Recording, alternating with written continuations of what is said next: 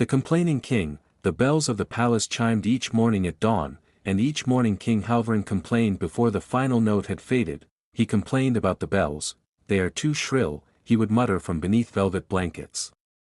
A kingdom should wake with dignity, not the cry of startled geese. By the time he reached the council chamber, his complaints had grown. The floors were too cold. The windows too narrow. The petitions too dull.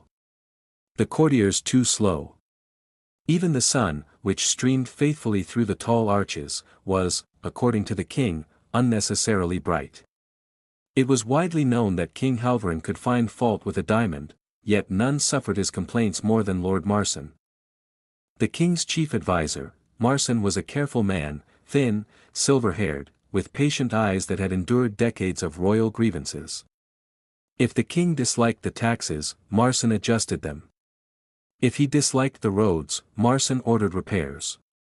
If he disliked the weather, Marsin quietly suggested patience, but patience, like bread, grows stale with too much handling. Marsin, the king said one morning, slamming a goblet onto the council table, the stew last night was bland.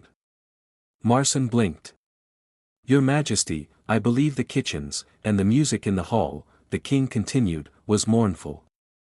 Must every violinist in this kingdom sound like a widow?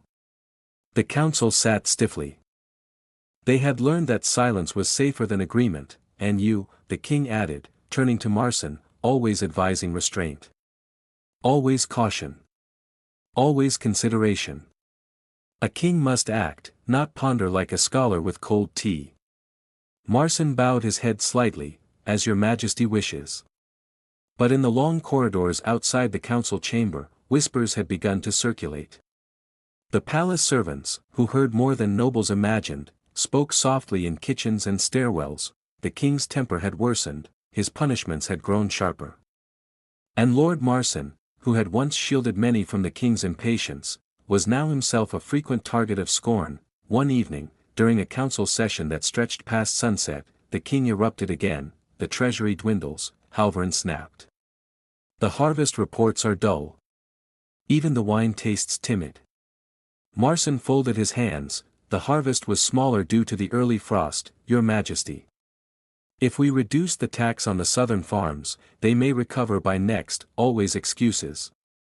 The king barked. A long silence followed. Then, in a voice colder than the stone beneath them, Halvran said, perhaps my adviser has grown as stale as the bread he recommends we ration. No one spoke. Marsin only bowed once more. Perhaps, he said